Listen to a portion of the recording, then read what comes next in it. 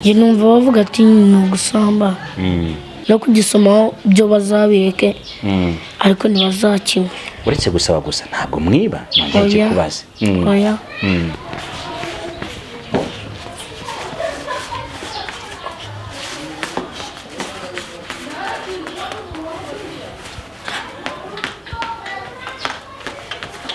kabisa kweli koko yalla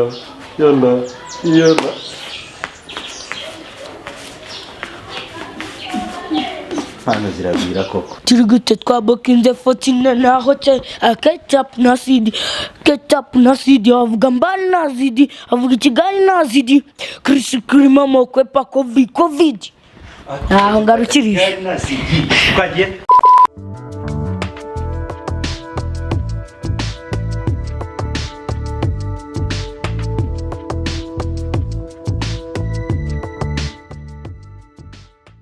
kumwe n'umwana mbere yuko atwibira mbwa ati nje mfite impano ndashaka kukwereka impano mfite mwabonye ikintu cya mbere twakoze nakana rwose ngo kibera mu muhanda ariko aravuze ati gugu mfite impano ngiye mbabarira nkwereke manzo turirimbire kwanza manzo rape aho ngaho indirimbo urukwirimba ngiye muzinimba ni yaye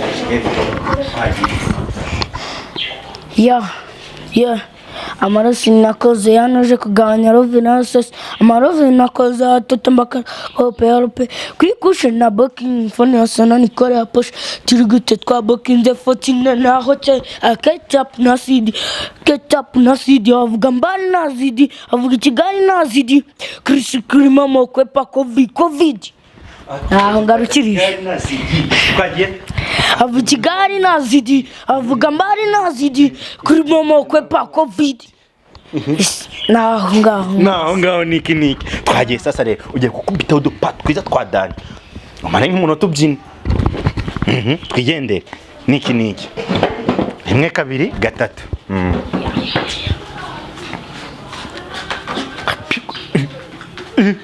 harahiye wallahi hejuru cyane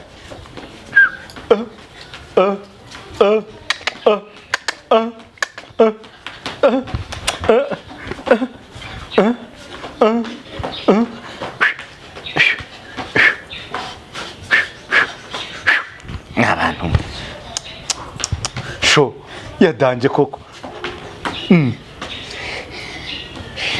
bayicyamamare yicarire bayicyamamare bakwitane ngiye tubya amazina ngiye twitsa amazina irakuze James ariko nanjye nageze mu Kisilamu bose uri umuyisilamu nanjye nakigezemo witwa Yusufu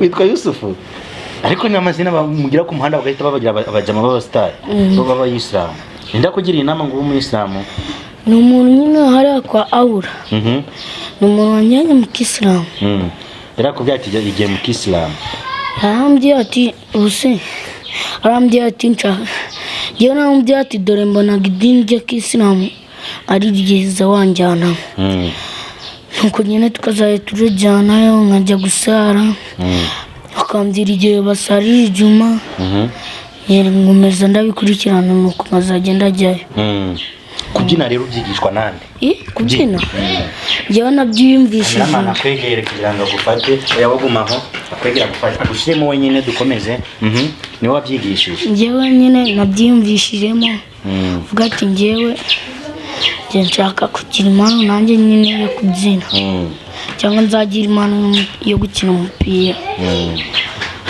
ngewe nabona mu muziki ugiyemo numva ubaye mwiza nkagubyina bigenda ndareba uduforo dance bigenda nyine ndamenya kubyina bigera aho ngaho mbyina kurimba byo ntabyo uzi kurimba ntabyo nzi cyane kurimba ntabyo uzi cyane iyindi mpano ufite ni iyihe impano ngewe mfite ndi kwimajinamo impano yo gukina umupira nyine mu kibuga ngiye numvaga mfite impano ibiri ni cyo kintu usengera mu buzima bwawe ikintu usengera cyane cy'Imana oya muri wowe uhora usengera uti Imana wenda uramutse usenze ukavuga uti ikintu ngisaba Imana ngewe nsaba Imana kuba umubyinnyi nyine gufasha abahanzi kubyina. Niwe muhanzi ukunda?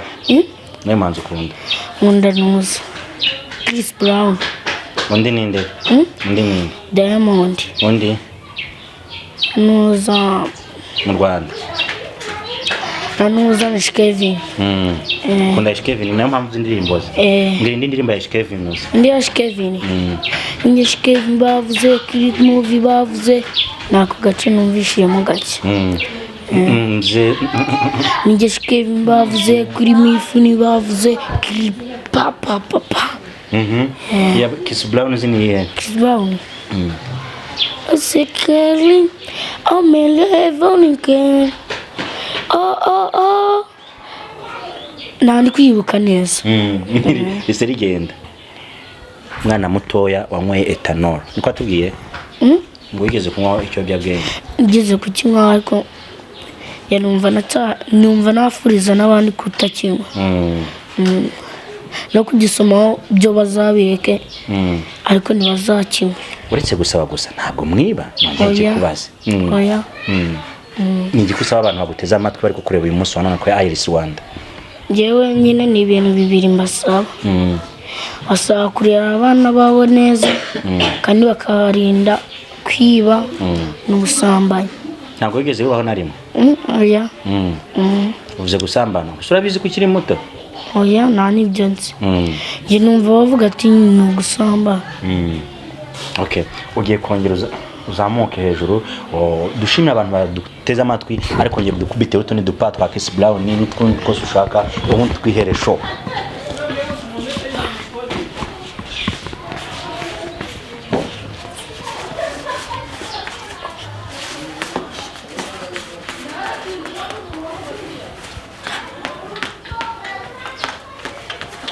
Kabisa kweli koko.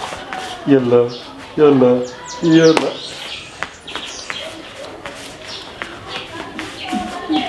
Hano zirabwira koko.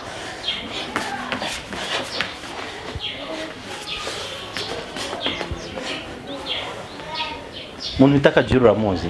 Kajuru. Numvishije. Uzi ko ari uwahe? Kajuru ni uwahe? Nani kwibuka haturuka. Afite timu akorana nayo yitwa Kinazi Talent, numwe mu bantu Kanazi Talent, amwe mu bantu bamaze kugera ku rwego rwo hejuru cyane kandi nawe abantu muri kutureba mudushigikira umwana afite impano yo kubyina tuzamukure ku muhanda impano yo kubyina itere imbere. Babitwemerera tuguhindure buri munsi tuguhe radio ugererwana n'umusore witwa Iberi akwigishe kubyina birenzeho ubundi buri cyumweru bajye bakubona kuri televiziyo uri kubyina. Nari tugenda fasha n'abaririmba. Urumva ushaka kuzafasha we murimbyi bwa mbere mu kubyina mu ndirimbo ye? Mbere fasha Diamond. None nawe mu Rwanda uherutse gufasha mu ndirimbo muri iyi minsi ishize? Urariye bagiye. Ngo wibeshe inyiyongoze dutere kabiri duterurane. Wibeshe inyiyongoze nani mwage ngo wizimeka ntawe wundi. Wizimeka ubivuge fresh. Wizimeka ngo wibeshe inyiyongoze dutere kabiri duterurane. Wibeshe inyiyongoze dutere kabiri duterurane. We wibeshe inyiyongoze dutere kabiri duterurane. Nako nabashije kumenya. Guys, hazashya. Harako wafashemo nawe? Okuri si ibintu bya. Okay, tugushimire. Nkwemereye radio, nkwemereye wo kugutraininga, nkwemereye kamera. Buri kimwe uzajuza ubyina ugaragaza impano yawe. Nitugira amahirwe abantu bazagukunda bagushigikire bateze impano yawe hehe imbere. Kandi iyi myenda ni brand yawe. Nzakugura indi myenda mishya ariko iyi ngiyi uzajya urayibyinana gusa ugendere ku ndirimbo ya Diamond yakoranye nande na The Ben ariko hari iyindi Diamond yakoze iyindi nyine nshyashya nayo turayizi tuzarebaho. Asante tubashimire kora subscribe like share comment dufite umutima uyu mwaka wo gufasha abana nk'abangaba muradushigikiye. Knowledge is power. Mureke dufatanye namwe murakoze marakabyara. 12